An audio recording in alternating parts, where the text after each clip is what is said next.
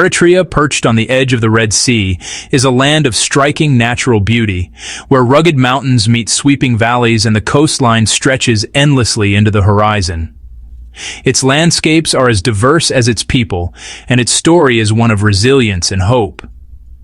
Yet beneath this beauty lies a history shaped by struggle, hardship, and the unyielding spirit of its people.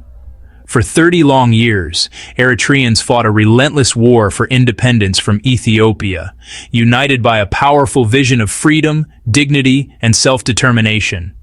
Generations sacrificed everything for the dream of a nation they could call their own. In 1993, that dream became reality. Independence brought euphoria. Asmara's streets overflowed with celebration, hope, and a sense of limitless possibility.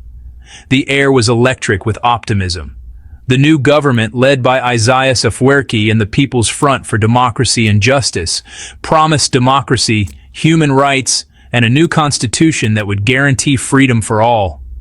In the early years, schools, clinics, and roads were rebuilt by a people determined to shape their own future.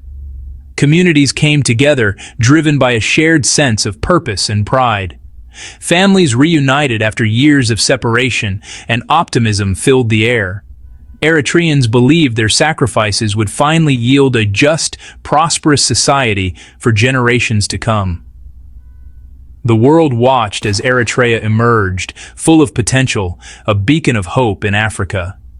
International observers and journalists arrived, eager to witness the birth of a new nation. For a brief, shining moment, the nation's unity and resilience seemed destined to create something extraordinary, a society built on solidarity, justice, and peace. But the promise of independence would soon be tested in ways few could have imagined, as new challenges began to emerge on the horizon. By the late 1990s, Eritrea's democratic promise began to fade, as the optimism of independence slowly gave way to growing unease. The border war with Ethiopia became a pretext for the government to delay democracy and tighten control, justifying emergency measures that would last for years. Dissent was equated with treason, political space vanished, and even mild criticism was met with swift, harsh punishment. In 2001, the arrest of the G15 reformers sent a chilling message. No one was safe from the regime's reach, not even those who had fought for freedom. Political parties were banned and power concentrated in President Afwerki's hands as the government became increasingly secretive and unaccountable. The National Assembly became a rubber stamp, its members stripped of real influence, and hope gave way to fear and disappointment. Eritreans found themselves under a system demanding total loyalty, with no room for alternative views or open discussion. The vibrant debates of independence fell silent, replaced by the shadow of authoritarian rule, as fear and suspicion spread through society. The dream of a government by the people had all but disappeared, leaving behind a nation longing for the hope it once had.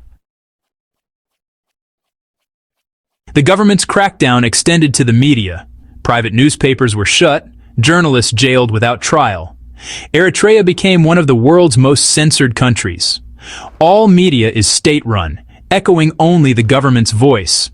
News is propaganda, glorifying the regime and vilifying outsiders. Critical reporting and diverse opinions are forbidden. The information landscape is an echo chamber. Citizens, cut off from independent news, rely on rumor and word of mouth, breeding mistrust. Internet access is rare, slow, and heavily monitored, deepening the country's isolation. Self-censorship is the norm. People guard their words, fearing informants. The government's monopoly on information shapes minds and enforces conformity. Life unfolds in a state of enforced ignorance, with little hope for open expression. Indefinite national service defines life for Eritrea's youth. What began as an 18-month patriotic duty has become years, sometimes decades, of forced labor. After military training at Sawa, conscripts are assigned to jobs with meager pay and no choice or end date. Dreams of education, careers, and family are put on hold indefinitely. The psychological toll is immense. Hopelessness and frustration are widespread.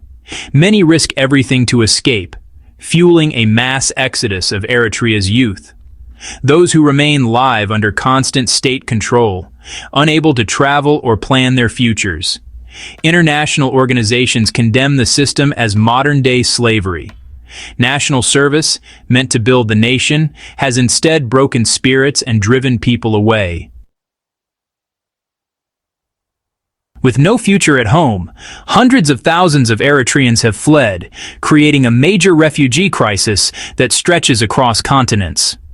Driven by a lack of opportunities, political repression, and fear for their safety, families make the heartbreaking decision to leave everything behind. Leaving means risking death at the border, facing traffickers, and enduring perilous journeys across deserts and seas. Many travel for days or weeks, often with little food or water, clinging to hope as they face unimaginable dangers. Many die along the way. Those who survive face new hardships as refugees, trauma, discrimination, and uncertainty. Life in exile is marked by loss, but also by the struggle to adapt and rebuild in unfamiliar lands. Despite this, Eritrean communities abroad support each other and keep their culture alive. Through music, food, and tradition, they find strength and comfort, forging new bonds far from home. The exodus has hollowed out Eritrea, leaving villages with only the elderly and young children. Entire generations are missing, and the absence is felt in every corner of the country. The government brands those who flee as traitors, ignoring the desperation that drives them. Official narratives deny the suffering, but the reality is impossible to hide. Families are torn apart, and the country loses its future leaders and professionals. The separation leaves deep scars, both for those who leave and those who remain behind. Yet, the pain of exile is mixed with enduring love for the homeland. Memories of Eritrea remain vivid, fueling dreams of return and a better future. The diaspora's resilience is a testament to the human spirit's refusal to accept oppression. Through activism and solidarity, they continue to fight for justice and hope. For many, the hope of freedom outweighs the fear of the unknown, inspiring them to keep moving forward, no matter the obstacles. Inside Eritrea, fear is ever present. Dissent can mean disappearance. A network of informants breeds mistrust, eroding community bonds. Speaking out risks arrest, torture, or vanishing into secret prisons. Political prisoners are held incommunicado, often in brutal conditions. Repression targets all religious leaders, journalists, even former heroes of the liberation struggle. Silence is survival.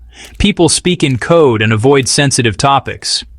Creativity and open debate are stifled by constant surveillance. The psychological toll is deep. Public life is a performance. Private thoughts are hidden. Yet the courage to endure and quietly resist persists. Daily life is a silent struggle to maintain dignity and humanity. Outside Eritrea, the diaspora has become the voice for the silenced. Activists, journalists, and ordinary citizens expose abuses and advocate for change using the freedoms of their new homes. They document disappearances, organize protests, and pressure the international community. Their work offers hope to those inside Eritrea, showing they are not forgotten. The diaspora is divided by politics and regional identities, and the regime tries to intimidate activists abroad. Despite challenges, younger generations are joining the movement, bringing new energy and digital skills. Their activism keeps the flame of resistance alive, connecting Eritreans worldwide. The fight for a free Eritrea continues, fueled by determination and hope. The world has not ignored Eritrea's suffering. Human rights groups and the UN have documented widespread abuses. Sanctions and diplomatic pressure have been tried, but the regime remains defiant and resistant to change. Eritrea's leaders use international criticism to reinforce their narrative of self-reliance and external threats. Strategic alliances in the Horn of Africa help the regime deflect scrutiny. Hopes for reform after the 2018 peace deal with Ethiopia faded as repression continued. International attention, though limited in effect, is vital for supporting activists and documenting abuses. The world's gaze is a moral witness, keeping hope for justice alive. Even if change is slow, sustained attention matters for Eritrea's future. Despite decades of repression, Eritrean spirit endures. Everyday acts of quiet defiance, listening to forbidden radio, risking escape, or simply enduring, show remarkable resilience. The dream of a just democratic Eritrea lives on in political prisoners, diaspora activists, and the new generation. Young Eritreans connected to the world yearn for freedoms their parents fought for. Their desire for justice and opportunity is a force that cannot be extinguished. The story of Eritrea is ultimately one of hope and the universal longing for freedom. Even in darkness, the will to be free persists. The path to change